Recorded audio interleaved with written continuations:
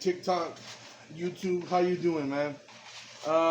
It's been a long time since I've made a video, but this time of the year is usually we're in October right now. We're fixing to get into the 20s of October, so I decided to make my holiday wines. Now these wines I learned how to make from old man Pawpaw, and he's got a channel on YouTube called Doing It Cheap.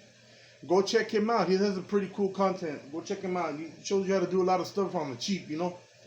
Now, this is his recipe. It's a family recipe from his family, and it works good with whatever juice you want to use, so long as it's 100% juice.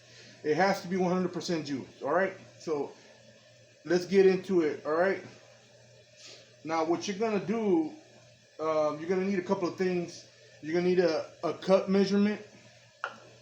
You're gonna need half a teaspoon measurement.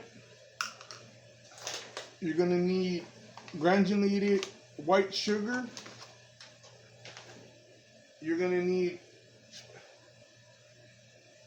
dry active bread yeast. All right. Now it comes in smaller packets, but I bought these so that they would last me a long time. Now I have two brands here. I have Red Star and Fleischmann's active dry yeast. Now, I haven't used the Red Star yet. It's brand new still. I usually use the Fleischmann's, but since I have two quarts of apple juice, I'm gonna try one in one of them and one in the other to see if there's any difference in alcohol content. Now, these will usually come out to be anywhere from 16 to 26% alcohol. You know, depending on how the yeast and the sugar work together and all that. Sometimes it's higher, sometimes it's lower, but it doesn't go below 16. And normally my wines are pretty strong. So we're going to go ahead and, you know, get started here. We're going to leave these right here. Now, like I said, I have 100% apple juice. This is a 64 ounce, which is going to be the 2-quart bottle of that. And here's another one of that. And then, you know, we are going to make a red wine, which, you know, is just normal 100% grape juice. You know what I'm saying? You're going to do the same thing with this as you do with the apple. And then we're going to make a white wine too. This is white grape juice, 100%. Remember, it's got to be 100%. And it's got to be the 2-quart bottle, the 64 ounce. All right? It doesn't matter which one you buy. It could be the expensive one. It could be the cheapie. It doesn't matter so long as it's 100% juice. So we have, in essence, we have 3 different types of wine that we're going to make. I'm only going to make one on camera because it'll just take too long and I don't have that much time. So we're going to go ahead and make the apple one because my old lady really liked the apple one. You know, so I'm going to go ahead and make that in honor of her. Pauline, if you're watching, this one's for you. So we're going to go ahead and open this old girl up here. What you're going to want to do, oh, I forgot to mention, you're going to want a funnel. It'll make things easier, believe me. What you're going to want to do is you're going to want to take 2 cups. 2 cups, a little shot out all over the place, didn't it? It happens. You're going to want to take 2 cups of this juice. All right? 2 cups. That's 1 cup right there.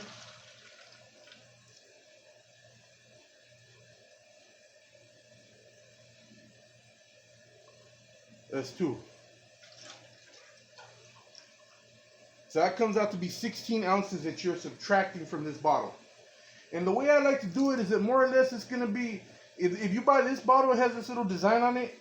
It's going to be right below where that design starts right here. So, I mean, that's the way I do it, but I'm doing it the right way so y'all can see how it's done and, you know, won't mess up. And because it takes a while for this to ferment. And if you want, you can take a little drink of that. Nothing goes to waste. Put that over here. Alright, so we have this juice right here in front of us. Now what we're going to do, we're going to want to dry out that cup, you know, because we're going to put the sugar in. Now, you took 2 cups of liquid out. And what you're going to end up putting back in essence, is 1.5 cups of granulated sugar. Graduated, I don't know. It's all the same shit. It's just sugar. And as you notice, I'm wearing my moonshine cap. I'm not making moonshine, but it's close enough. Okay. So this is what we're gonna do. We got another cup here, and I'm gonna use that to, pre-mix, I guess you could say.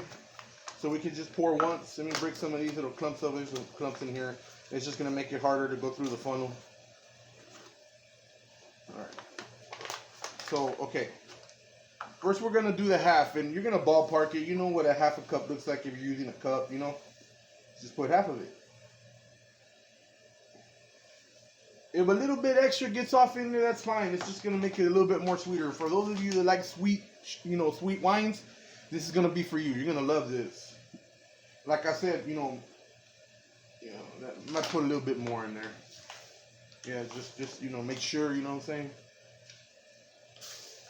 All right, so you're gonna put that half a cup in there, and then you're gonna put a whole cup. So you're gonna put 1.5 cups of granulated sugar. Oh, I said it right. 1.5 cups of granulated sugar. Okay, here we go. Oh, lost a little bit there. That's okay because we might have a little extra in there anyhow. So we're gonna do all right. All right, so you put that off to the side because sugar gets all over the place. It's like sand. You know what I'm saying? Sand just gets in the weird places. Okay, so now, first we're gonna try the flesh mist because it's already open. Now remember, it's got, I'm almost done with it actually. It's gotta be dry, active bread yeast. You can use winemaker's yeast, which is just a little bit more expensive. And to be quite honest, it does. The difference is very subtle. You wouldn't notice it unless you really drank wine a lot and really good wine. So you would be able, your palate would be able to tell the difference. But for us, just poor country folk, you can't really tell the difference. Like I said, I always use this one. My old lady really liked it, So we're gonna go ahead and put. Make sure you dust off the excess. All right, that looks about right. Half a teaspoon of dry yeast, bread maker's yeast. All right, you can use winemakers, but this works just fine. It does the job. Believe me, it does the job. Okay, now we're gonna get the funnel. Let's go ahead and use the big one. That way we don't make that much of a mess. So what you're gonna do, it's as simple as just pouring that in there. That's all you're gonna do is just pour that in there.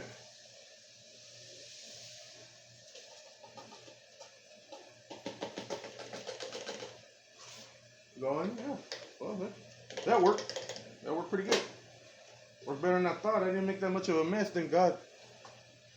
All right, now we're gonna put the top back on. See, you can already see some of that yeast and all that floating up to the top, making that film. I don't know if you can see that on camera. So what you're gonna do now, you gotta shake this bad boy. You know what I'm saying? Make sure that top is on good. Give it a good shake. Incorporate all that stuff into it. You know what I'm saying? All that yeast and sugar. You gotta really get it in there. You know what I'm saying? This may look a little funny on camera, right? Shake it up for a good time. And you think you shook it enough, go ahead and shake it some more. You know what I'm saying? That ain't gonna hurt it none. It's just gonna incorporate everything together. You're gonna water down some of that sugar. You're gonna get all that yeast going through it. You know what I'm saying? And I pre-shook this anyways. Before anything was in it, so that if there's any sediment or anything like that, like floating around at the bottom, you want to get that all mixed in before you start doing this. But it's apple juice. It really doesn't have a whole lot,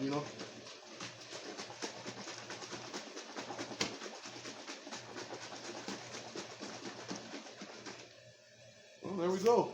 So you can notice the difference in color. Now, what's gonna happen here is all about on the very top of this.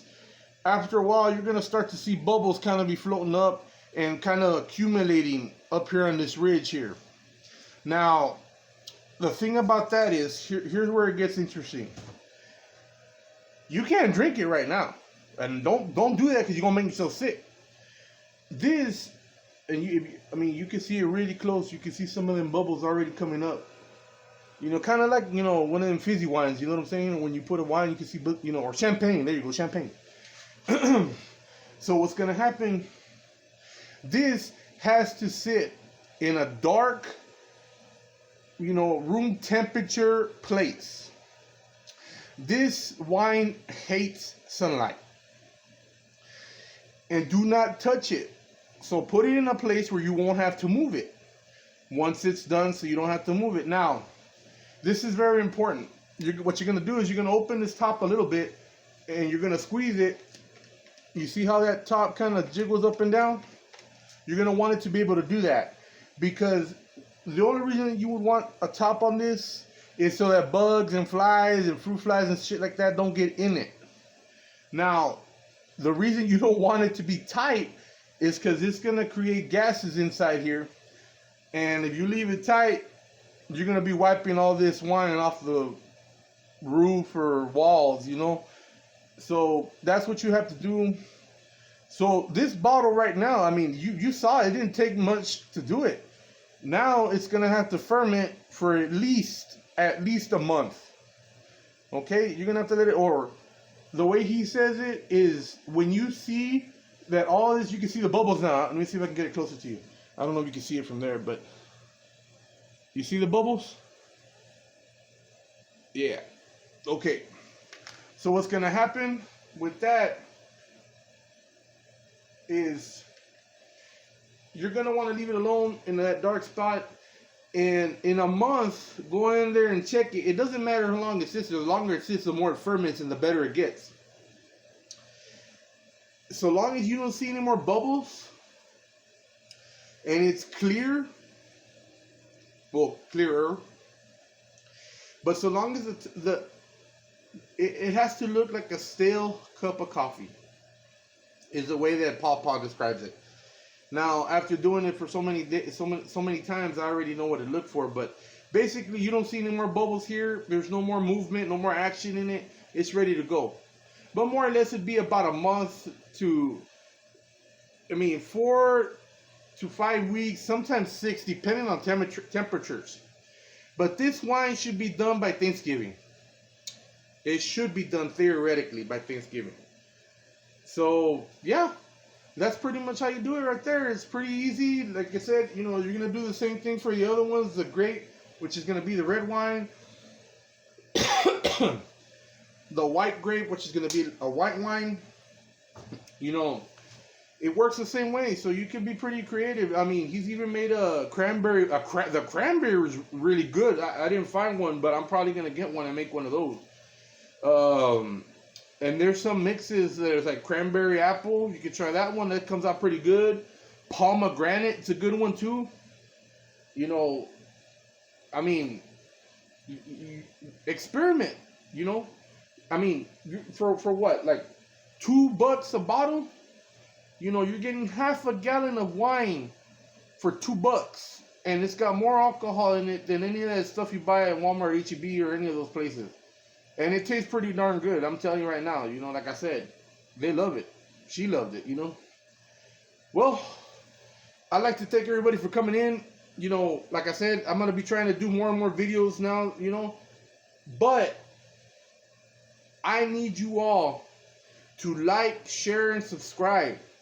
Tell your friends, you know, tell your sister, tell your brother, tell your aunt, tell your grandkids, whoever. It doesn't matter. Well, I don't know. I don't think you want your grandbabies learning how to make wine, but yeah, that's how it is. But okay, so go ahead, blow up my YouTube channel. You know, I have a TikTok channel too. It's Big Country 2282. Go check that out. You know, I appreciate all your support. I love you guys, and we'll see you on the next one. Peace.